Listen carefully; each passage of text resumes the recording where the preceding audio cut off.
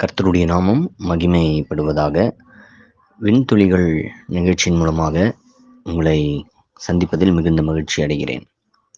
கர்த்தருடைய வார்த்தை விதமாக சொல்கிறது. மத்தேயு 24வது அதிகாரம் வாக்கியம் 42வது வாக்கியம்.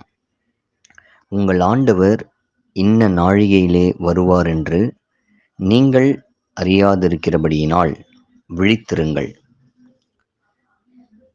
பிரியமானவர்களே, கர்த்தருடைய வார்த்தை சொல்கிறது, அவருடைய வருகை, இயேசுவானவருடைய வருகை மிக சமீபம். அவருடைய வருகைக்காக நீங்களும் நானும் எப்பொழுதும் ஆயத்தமாக இருக்க வேண்டும், விழித்திருக்க வேண்டும் என்று கர்த்தருடைய வார்த்தை நமக்கு ஆலோசனை சொல்கிறது. ஒரு கதை ஒன்றை கேட்டேன். அந்த கதையை உங்களோடு பகிர்ந்து கொள்ள வேண்டும் என்று விரும்புகிறேன். சாலையோரத்தில் ஒரு நாய்க்குட்டி ஒன்று மிகப்பெரிய ஒரு கார் விபத்தில் அந்த நாய்க்குட்டி பலமாக அடிபட்டு சாலையோரத்தில் குற்றுயிராக உயிருக்கு போராடி கொண்டிருந்த ஒரு சமயம். இப்போ நிறைய பேர் அந்த பக்கமாக சாலையோரத்தில் எங்குமங்குமாக அவர்கள் போகிறார்கள்.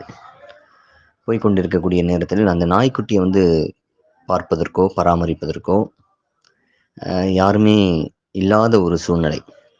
அந்த நாய்க்குட்டி ஏங்கி கொண்டே இருந்தது, என்னை யாராவது காப்பாற்ற மாட்டார்களா என்று. அப்போ அந்த பக்கமாக ஒரு கார் ஒன்று வந்தது. அந்த காரில் இருக்கக்கூடிய ஒரு நபர் அந்த குற்றுயிராக இருக்கக்கூடிய அந்த நாய்க்குட்டியை பார்த்து கரெக்டாக அந்த இடத்துல அவர் நிற்கிறார்.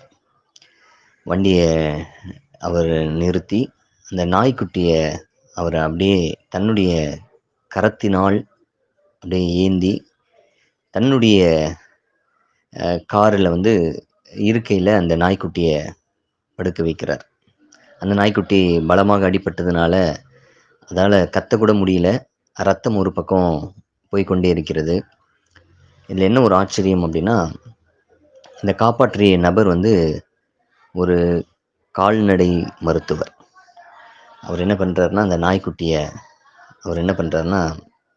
பராமரித்து அதுக்கு வேண்டிய எல்லா தேவைகளும் சந்தித்து அந்த நாய்க்குட்டியை காப்பாற்றுறார். இந்த நாய்க்குட்டி அவருடைய வீட்டிலே வளருகிறது. காலப்போக்கில் அந்த நாய்க்குட்டி மிகுந்த ஒரு பலன் உள்ள ஒரு நாய்க்குட்டியாக, ஒரு புஷ்டி உள்ள ஒரு நாய்க்குட்டியாக அது மாறுகிறது. தன்னை காப்பாற்றின அந்த மருத்துவருக்கு ஒரு நன்றி கடனாக அந்த மருத்துவர் எங்கெல்லாம் செல்கிறாரோ அந்த மருத்துவருக்கு பின்பாக இந்த நாய்க்குட்டியானது தன்னுடைய வாளை ஆட்டிக்கொண்டே தன்னுடைய நன்றி உணர்வை காட்டும்படியாக அது செல்லும். இது வழக்கம். மருத்துவர் இங்கிருந்து மருத்துவமனைக்கு செல்லும் பொழுது, ஒரு சின்ன ஒரு கிளினிக், அந்த மருத்துவமனைக்கு கடந்து செல்லும் பொழுது இந்த நாய்க்குட்டியும் அவருக்கு பின்னாடியே போகும். அந்த கிளினிக் வெளியவே நிற்கும். அவர் மருத்துவர் முடிந்து தன்னுடைய பணியை முடித்து மறுபடியும் வீடு திரும்பும் பொழுது இந்த நாய்க்குட்டி மறுபடியும் அந்த மருத்துவருடைய பின்னாடியே வீட்டுக்கு வரும். ஸோ இது வழக்கமாக இருந்த ஒரு நிகழ்வு. ஒரு கட்டத்தில் பார்க்கும் பொழுது மருத்துவர் வீட்டிலிருந்து தன்னுடைய கிளினிக்கு கடந்து செல்கிறார். இந்த நாய்க்குட்டியும் பின்னாடி வருது, காத்து கொண்டிருக்கிறது வாசலில். மருத்துவர் அநேக நேரமாகியும் வரல. இந்த நாய்க்குட்டிக்கு என்ன செய்வதென்று தெரியல. மருத்துவர் வருவார் என்று எதிர்பார்த்து கொண்டே இருக்கிறது. ஆனால் நடந்த சம்பவம் என்ன அப்படின்னு பார்த்தீங்கன்னா, மருத்துவர் மருத்துவமனைக்கு சென்ற பொழுது அவருக்கு மாரடைப்பு ஏற்பட்டு மருத்துவர் மரித்து விட்டார்.